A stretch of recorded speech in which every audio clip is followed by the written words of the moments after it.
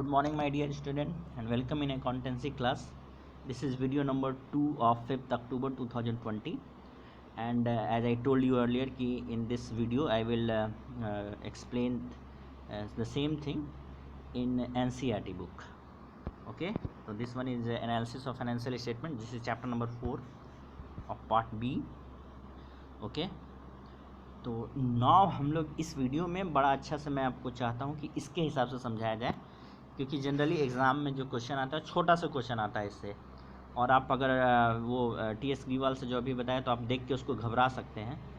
तो आप इसे देखिए, इसे समझिए, तो ये ज़्यादा आसान आपको मिलेगा। पहला चीज़ है कि meaning analysis of financial statement, ये इसका मतलब क्या होता है। तो भाई एनालिसिस का मतलब आप लोग जानते हैं विश्लेषण करना। फाइनेंशियल स्टेटमेंट का मतलब होता है प्रॉफिट एंड लॉस अकाउंट और balance sheet. Profit and loss account को कंपनी की भाषा में जो बोलते हैं वो बोलते हैं statement of profit and loss. नाम चेंज कर दिया है, यानी प्रॉफिट एंड लॉस अकाउंट जो था क्लास 11 में उसका नाम चेंज कर दिया है, और वो अकाउंट है भी नहीं, उसका नाम है statement of profit and loss. और बैलेंस शीट का नाम पहले भी बैलेंस शीट था, यानी क्लास 11 में भी आप बैलेंस शीट ही लिखते थे, और यहाँ पे भी इसको बैलेंस शीट ही नाम से जानते हैं। लेकिन वो वहाँ था हॉरिजॉन्टल फॉर्मेट। हॉरिजॉन्टल फॉर्मेट कहने का मतलब कि आप ऐसे बनाते थे, इधर लायबिलिटी लिखते थे और इधर जोड़ देते थे। सिमिलरली इस तरफ एसेट्स लिख के जो आता था उसको जोड़ देते थे और दोनों बराबर हो जाता था आपका ये और ये। यहाँ पे जो बनेगा बैलेंस शीट वो वर्टिकल फॉर्मेट में बनता है, ऐसे बनता है। यानी पहले आपको नंबर 1 लिखते हैं equities and liabilities and all, जैसा आपको बताया गया, फिर ऐसा। फिर नंबर 2 आता है एसेट्स का, फिर इसको हम लोग यहाँ टोटल कर देते हैं, फिर एसेट्स को टोटल लास्ट में करते हैं, तो ये बराबर आ जाता है। और इस तरह से ये बैलेंस शीट बनाते हैं हम लोग। तो मीनिंग ऑफ फाइनेंशियल स्टेटमेंट का मतलब है कि हम लोग फाइनेंशियल स्टेटमेंट का एनालिसिस करना चाहते हैं। एनालिसिस मतलब विश्लेषण करना चाहते हैं कि कौन बड़ा है कौन छोटा है। तो आपको यही इसका मीनिंग है। अगर पूछा जाए कि इसका ऑब्जेक्टिव सिग्निफिकेंस क्या है, तो 1 मार्क्स का क्वेश्चन अगर आएगा तो आप सीधे लिखिएगा कि इसका सिग्निफिकेंस यही है कि हम मैनेजमेंट ये जानना चाहती है कि पिछले साल की तुलना में अभी प्रॉफिट बढ़ा है कि घटा है। Means to see the changes whether is is positive change और negative change in the results of financial statement in comparison to previous year, यानी पहले की तुलना में अभी क्या हुआ है। अब इसका टूल, यानी टूल मतलब होता है औजार, वो टूल क्या है, किस तरह से हम लोग जो है ये सारा एक्सप्लेनेशन आपका है कि किस तरह से आपको ये फ़ायदेमंद है। आपका एक ये याद रखिएगा कि ये कभी कभी पूछ सकता है 1 मार्क्स का क्वेश्चन में कि objectives of analysis of financial statement बताइए। तो आप यहाँ से आप बता सकते हैं, इतना सारा ऑब्जेक्टिव है ना। तो इसमें देखिए एक ऑब्जेक्टिव क्या है, ये to ascertain the relative importance of different components of financial position of the firm. Similarly जो अभी मैंने बताया कि कंपेरेबिलिटी, आप कंपेयर जानना चाहते हैं कि क्या हुआ है पिछले साल की तुलना में। अब देखिए इसका टूल, यानी कि आपको किस तरह से आप फाइनेंशियल स्टेटमेंट को एनालिसिस कर सकते हैं, यही हमारा पार्ट बी में पढ़ना है कि कौन क्या टूल है। तो आप कंपैरेटिव स्टेटमेंट बना सकते हैं, जो भी मैंने आपको बताया। कंपैरेटिव स्टेटमेंट यानी कि पिछले साल की तुलना में अभी क्या चेंज हुआ है और उसका परसेंटेज क्या है, यही कंपैरेटिव स्टेटमेंट है। दूसरा जो आप बना सकते हैं वो है common size statement.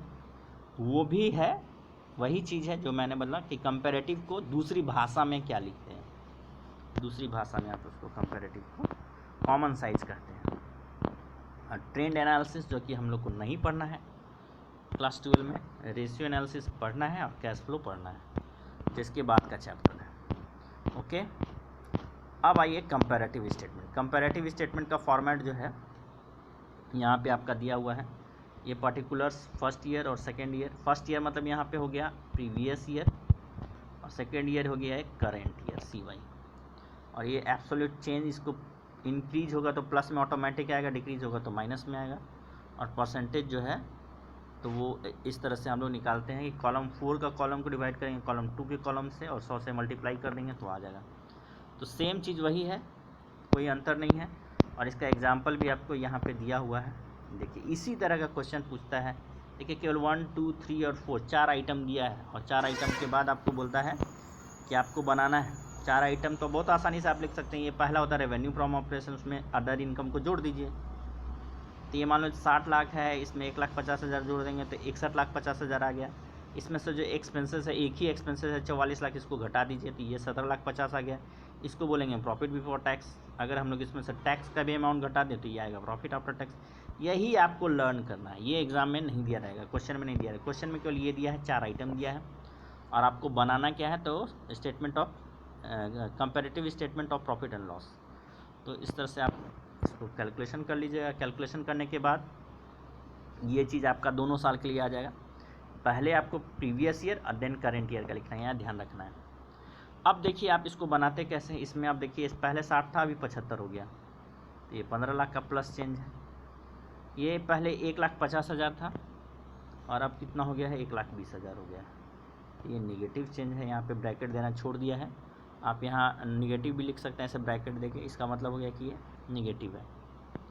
Then total पहले कितना था, ये इतना था, इतना हो गया, यानी इतना बढ़ गया, ये प्लस है। एंड देन आपका आप देख सकते हैं कि पहले 44 लाख था, अभी 50 लाख, इतना बढ़ गया है। ये भी आपको बढ़ा हुआ है और ये भी आपको बढ़ा हुआ है, ये भी बढ़ गया है। तो इस तरह से ये है, केवल ये वाला जो है निगेटिव है, ठीक है। तो ये आप निगेटिव यहाँ पे कॉमा लगा सकते हैं, ब्रैकेट लगा के दिखा सकते हैं। अब आइए, हाँ, इसमें क्या था, इस क्वेश्चन और इस क्वेश्चन में अंतर, यहाँ इनकम टैक्स जो है 35% था, या 40% है, और यहाँ पे इनकम टैक्स का जो है वैल्यू दे दिए, टैक्स रेट लिख दिया 40% बस, और यहाँ पे कोई वैल्यू नहीं लिखा है। तो आप समझिए कि जो भी प्रॉफिट बिफोर टैक्स आएगा उस पर 40% आपको दे देना है। जैसे कि यहाँ पे आपको किया हुआ है, आप देखिए ये 6 लाख आया और यहाँ 9 लाख आया दोनों साल का, यानी आपको रेवेन्यू फ्रॉम ऑपरेशन, फिर एक्सपेंसेस घटा दिया, फिर अदर एक्सपेंसेस भी घटा दिया। इस तरह से करने के बाद 6 लाख आया आपके पास, 6 लाख आया, यहाँ 9 लाख आया। तो आप 6 लाख का 40% निकाल के 2,40,000 निकाल देंगे, और 9 लाख का 40% 3,60,000 आएगा, वो निकाल देंगे। ये मैं एक्सप्लेन कर देता हूँ। ये 16 लाख 20 लाख आपको क्वेश्चन पेपर में मिल जाएगा, क्या है ये। अब इसमें आप 8 और 2 घटा दीजिएगा, तो 8 2 10 घटा देंगे हम लोग, ये दोनों घट जाएगा। 16 में 10 लाख घटा दीजिएगा तो 6 लाख बचेगा। सिमिलरली 20 लाख में 11 लाख घटा दीजिएगा, 9 लाख बचेगा। अब 9 लाख में इसका जो टैक्स आया 40% ही, इसको भी घटा दीजिए, तो इतना बचा, इतना बचा। तो देखिए कितना ईजी क्वेश्चन है। अब देखिए इसमें 16 लाख था, 20 लाख हो गया, 4 लाख बढ़ गया। ये 8 लाख था, ये 10 लाख हो गया, ये 2 लाख बढ़ गया। ये 2 लाख था, ये 1 लाख हो गया। ये खर्च है, ये पहले 2 लाख हुआ करता था, अब खर्च 1 लाख हो गया, तो ये घट गया, तो इसको निगेटिव इस तरह से ब्रैकेट में लिख दिया। फिर आपका ये 6 लाख था, 9 लाख हो गया, तो 3 लाख बढ़ गया है। 2,40,000 था, 3,60,000, 1,20,000 बढ़ गया है। और ये 3,60,000 था, 5,40,000, 1,80,000 बढ़ गया है। तो आप देखिए जो पॉजिटिव चेंज है उसके आगे प्लस माइनस कुछ नहीं लिखा है, और जो निगेटिव है, लेकिन जो निगेटिव है उसके इधर को ब्रैकेट लगा दिया। ब्रैकेट मतलब निगेटिव। अब बहुत आसान है, ये 4 lakh divided by 16 lakh into 100 कीजिएगा, 25 आएगा। ये 2 lakh divided by 8 lakh into 100 कीजिएगा, 25 आएगा। ये -1 lakh divided by 2 lakh into 100 कीजिएगा तो -50% आएगा। और ये आपको देखिए 3 लाख डिवाइडेड बाई 6 लाख, ये 1/2, वंस अगेन आपको 50% आएगा। ये 1,20,000 और ये 2,40,000 से डिवाइड कीजिएगा तो वंस अगेन आपको 50% आएगा। और ये 1,80,000 आ गया, ये 3,60,000, ये भी 50% आएगा। तो इस तरह का क्वेश्चन अगर आ गया तो आपको इसमें परसेंटेज निकालने में कोई असुविधा नहीं होगा, बहुत आसानी से आप निकाल सकते हैं। देखिए इसमें अधिकतर तो 50% ही है, 2 ही 25% का फिगर है। हाँ, इसी तरह आपको यहाँ पे एक क्वेश्चन करने के लिए कहा है, ठीक है, तो ये आप अपने से कर सकते हैं। हाँ, अब आइए balance sheet, comparative balance sheet. देखिए बैलेंस शीट, वहाँ statement of profit and loss था, ये प्रिपेयर कंपैरेटिव बैलेंस शीट है। तो बैलेंस शीट भी इसी तरह से हम लोग बनाते हैं, है ना। इसमें क्या किया है कि बहुत चालाकी से काम लिया है। इसको 20 लाख लिखा है, इसको 3 लाख लिखा है, इसको 9 लाख, इसको 3 लाख, क्योंकि सब में 0 0 है, किसी में जो है आप देखिए इसके बाद का कंपोनेंट ही नहीं है, तो कंपोनेंट ही नहीं, तो इसलिए आसानी से इसको 15 लाख को सीधे लैक्स को सीधे आप इन लैक्स यहाँ लिख दिया, और अब 15-20 इसमें कंपेयर कीजिए कि पहले 15 लाख था, अभी 20 लाख हो गया, तो 5 लाख बढ़ गया, परसेंटेज इतना बढ़ जाएगा। पहले 4 लाख था, ये 3 लाख हो गया, यानी 1 लाख घट गया, तो इतना परसेंटेज कम हो गया। पहले 6 लाख था, अब 9 लाख हो गया, यानी 3 लाख बढ़ गया, 50% बढ़ गया। ये पहले 2 लाख था, अभी 3 लाख हो गया, 1 लाख बढ़ गया, 50% बढ़ गया। इसी तरह से ये 27 था, ये 35 हो गया, 8 लाख बढ़ गया, तो ये इतना परसेंटेज आएगा, दैट्स इट, और कुछ है ही नहीं। इस तरह से कंपैरेटिव बनता है। ओके, एंड अब हम लोग चलेंगे, इसी तरह से कुछ एग्जांपल्स और दिया हुआ है।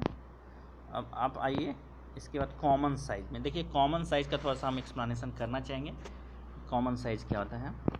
कॉमन का मतलब ही होता है दोनों में जो शामिल हो, कॉमन, जो दोनों में कॉमन हो। ये एक उदाहरण देखिए, ये आपको बोलता है कि from the following information prepare common size statement for the year ended. इसमें आपको कॉमन साइज बनाना है और ये इनकम स्टेटमेंट बनाना है, कॉमन साइज इनकम स्टेटमेंट। तो आप जब बनाइएगा तो यहाँ पे पहले लिख दीजिएगा सॉल्यूशन में कॉमन साइज इनकम स्टेटमेंट। ऐसा लिखने के बाद जो है ईयर लिख दीजिए, किस साल के लिए आप बना रहे हैं। तो 2016 और 2017 के लिए बन रहा है, 2016-17 लिख दीजिए। एंड देन आपको फिर से वही चीज़ करना है। सबसे पहले रेवेन्यू फ्रॉम ऑपरेशन होगा, इसमें less cost of goods sold आप कर दीजिए, घटा दीजिए, और इसके बाद ग्रॉस प्रॉफिट आ गया। फिर इसमें से ऑपरेटिंग एक्सपेंसेस घटा दीजिए तो ऑपरेटिंग इनकम आ गया, देन टैक्स घटा दीजिएगा, देन प्रॉफिट आ जाएगा। तो ये दूसरा तरीका से क्या है, ये आप ज़रूरी नहीं कि आप इसी तरह से कीजिए, आप अपने तरीक़े से कर सकते हैं। लेकिन देखिए कि कॉमन साइज स्टेटमेंट में होता क्या है। वंस अगेन मैं यही बोलूँगा कि आपको यहाँ पहले करेंट ईयर लिखना है, सॉरी यहाँ पर पहले प्रीवियस ईयर लिखेंगे एंड आफ्टर उसके बाद करेंट ईयर लिखेंगे, तभी तुलना करना बहुत आसान होता है। कंपैरेटिव में क्या होता था कि हम लोग पिछले साल से इस साल का तुलना करते थे कि पिछले साल अगर 25 लाख है तो अभी 18 लाख है, तो 7 लाख कम हो गया। कॉमन साइज में ये नहीं करना है। कॉमन साइज में आपको दो चीज़ को 100 मान लेना है, और वो दो चीज़ है क्या कि अगर आपके पास कॉमन इनकम स्टेटमेंट आता है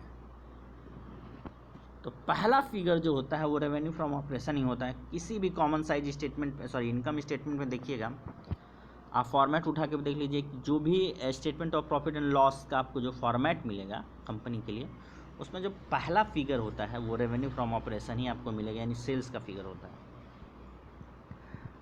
रेवेन्यू फ्रॉम ऑपरेशन को दूसरी भाषा में सेल्स बोलते हैं, जो आप समझ सकते हैं, फैमिलियर। सेल्स मतलब होता है बिक्री। सेल्स में टोटल सेल होता है, टोटल सेल का मतलब होता है cash sale as well as credit sale, ठीक है। तो दोनों चीज़ उसमें आता है, कैश सेल और क्रेडिट सेल। और आगे बढ़िएगा तो cash sale plus credit sale minus purchase return, sorry sales return, उसको घटा देंगे तो नेट सेल आ जाएगा। तो इस तरह से ये सेल्स का फिगर है पहला वाला। तो ये सेल्स का फिगर देखिए, इसको 25 लाख है और इसको 18 है, दोनों को आपको 100 ले लेना है हर परसेंटेज में, क्योंकि वहाँ जो है ये जो है परसेंटेज और नेट सेल ही निकलता है, दोनों को आप 100 पकड़ लीजिए। अब जो भी दूसरा आइटम यानी ये वाला जो आइटम है वो 100 की तुलना में क्या है वही आपको लिखना है। जैसे ये वाला आइटम जो है 100, ये पिछले साल की आइटम की तुलना में, यानी जो ये वाला जो हम 100 माने एब्सोल्यूट मांगे हैं, एब्सोल्यूट फिगर, इसकी तुलना में क्या है वो लिखना है। जैसे ये 12 लाख का कैसे निकाला है तो मैं बताऊँ, 12 lakh divided by 25 lakh into 100। अगर कीजिएगा तो ये 5 जीरो यहाँ ऊपर नीचे कैंसिल हो जाएगा, ये 25, ये 4 टाइम्स क्रॉस हो जाएगा, और 4 12 जा 48 आता है। तो ये आपको देखिए यहाँ 48% लिखा है, ठीक है। सिमिलरली ये देखिए 18 लाख है, तो ये 10 लाख क्या होगा, तो आपको क्या करना है, 10 lakh divided by 18 lakh into 100, ठीक है। तो आप ये 0 0 क्रॉस कर सकते हैं, ये भी क्रॉस कर सकते हैं, 5 जा और 9 जा, फिर 9 से आप इसको क्रॉस कीजिएगा तो करीब 11 9 जा 99 आता है, 11 पॉइंट समथिंग आएगा, एंड देन 11 इंटू 5 कीजिएगा तो 55 पॉइंट समथिंग आएगा, जो कि यहाँ पे आपको है। ठीक उसी प्रकार जो है ये 13 लाख जो है ये 25 लाख की तुलना में क्या है, तो इसको हम लोग इस तरह से करेंगे, 13 लाख डिवाइडेड बाई 25 लाख, लाख का 0 0 कैंसिल हो जाएगा, इंटू 100 कर दीजिए, तो 25 4 जा एंड 4 इंटू 13 जा आप करेंगे तो ये 52 आएगा। तो ये आपको देखिए 52 दिया है। सिमिलरली आप इस साल का कीजिएगा और सारा फिगर का इसी तरह से आपको निकालते चले जाना है ना। यानी सब जो है ये सारा जो है इससे डिवाइड होगा, इस साल के लिए इससे डिवाइड होगा, और ये वाले साल के लिए इससे डिवाइड होगा 18 लाख से। और 100 से मल्टीप्लाई हो जाएगा। तो जो भी आएगा वही आपको लिख देना है, और यही होता है कॉमन साइज स्टेटमेंट। ओके, अब आइए बैलेंस शीट। आप देखिए वंस अगेन, देखिए इसका जो एग्जांपल लिया है ये परफेक्ट एग्जांपल है। इसमें भी आपको देखिए रेवेन्यू फ्रॉम ऑपरेशन, फिर अदर इनकम मिलेगा, फिर टोटल रेवेन्यू है, फिर आपको एक्सपेंसेस घटा दिया गया है, फिर प्रॉफिट बिफोर टैक्स, देखिए इसमें से टैक्स घटा के प्रॉफिट आफ्टर टैक्स, ये कंप्लीट है। ठीक है, अब इसमें जो फिगर दिया हुआ वो भी हमको ये पहले वाले साल के लिए है, ये आगे वाले साल के लिए, यानी ये PY है और ये CY है, ये याद रखिएगा। क्वेश्चन में उल्टा और आपको यहाँ पे सीधा करना पड़ेगा। अगर क्वेश्चन में भी उल्टा दिया है तो आप छोड़ दीजिए, उसको यूं का ही लिख दीजिए, यानी पहले प्रीवियस ईयर देन CY आपको लिखना है। अब आप देखिए कि ये 25 लाख है और ये 3,25,000 है, तो इसका परसेंटेज हम लोग कैसे निकालेंगे? इसका परसेंटेज निकालना बहुत आसान है। 3,25,000 डिवाइडेड बाई 25 लाख इंटू 100।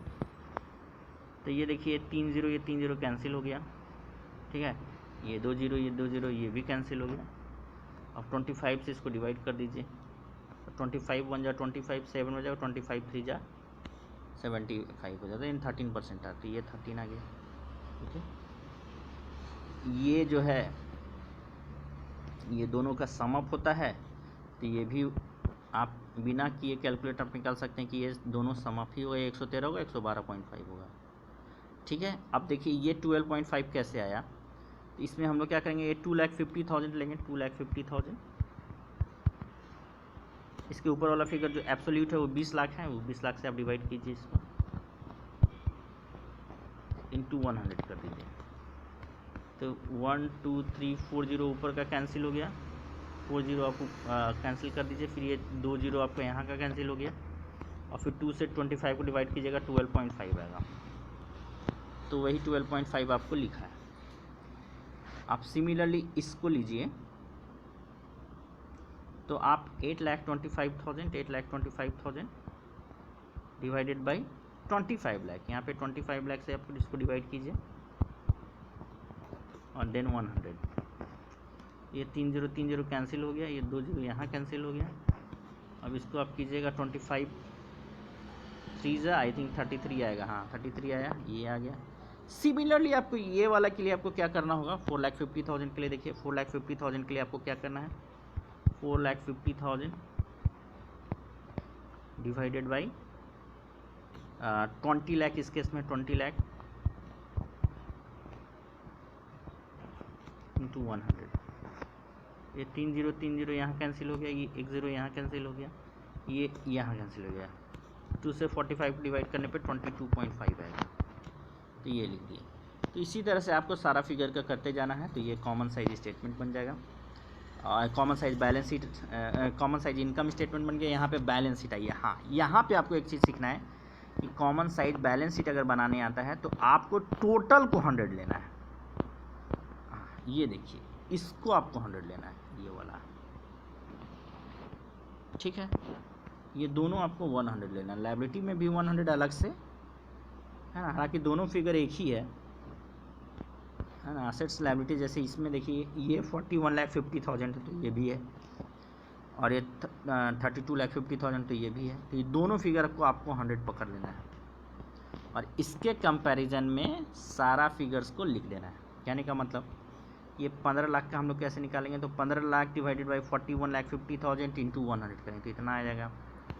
ये वाला कैसे निकालेंगे, तो 12 लाख डिवाइडेड बाई 32,50,000, तो ये कितना आएगा, ये आएगा, यहाँ लिख देंगे।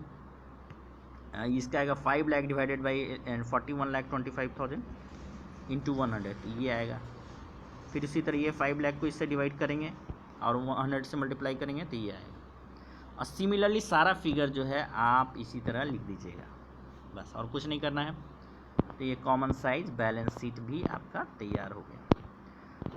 तो I think you have understand it. अगर आपको कोई डाउट हो तो आप जो ट्यूसडे का जो आपको गाइडेंस क्लास होगा उसमें आप आके हमसे पूछ सकते हैं। और मैं आप लोग सबसे चाहूँगा कि ये वीडियो को देखें और कम से कम एक क्वेश्चन ज़रूर बना लें, है ना, अपने से बनाइएगा। और इसमें दिया हुआ है तो वो मैं आपको HW दे देता हूँ होमवर्क ऑलरेडी इसमें। तो आपको अपने से इसको बनाना है। हाँ, ये सब बड़ा क्वेश्चन है। बड़ा क्वेश्चन मैं आपको ये प्रैक्टिस के लिए आप खुद से प्रैक्टिस कर सकते हैं इसका, और छोटा क्वेश्चन ही एग्ज़ाम में आता है, इतना बड़ा क्वेश्चन नहीं आता है। मैं आपको क्लियरली बता दूं पहले से ही, इतना बड़ा क्वेश्चन नहीं आएगा। इस टाइप का क्वेश्चन आता है। Question number 5। अब इसमें यहाँ इनडायरेक्ट एक्सपेंसेस लिखा हुआ है। इनडायरेक्ट एक्सपेंसेस लिखा हुआ है 25% ऑफ ग्रॉस प्रॉफिट। तो अब ग्रॉस प्रॉफिट निकालने के बाद जो भी आएगा उसका 25% ये इनडायरेक्ट एक्सपेंसेस है। तो ये भी टफ क्वेश्चन है, मैं इसको भी खारिज कर देता हूँ। ये भी मत बनाइए आप, इजी क्वेश्चन बनाइए लाइक दिस। ये क्वेश्चन नंबर 6 जो है आप बनाइए, ये इजी क्वेश्चन है। और इसमें आपको क्या बनाना है, कॉमन साइज स्टेटमेंट बनाना है, कॉमन साइज बैलेंस शीट बनाना है। तो बैलेंस शीट में याद रखिएगा कि ये दोनों फिगर को आपको 100 लेना है, और इनकम स्टेटमेंट में ऊपर वाला 100 लेते हैं, यानी सेल्स का फिगर। तो आप मात्र एक क्वेश्चन बनाइए मेरे लिए, यही आपका होमवर्क है, ये वाला। ठीक है, तो thank you so much, hope you understand. Okay.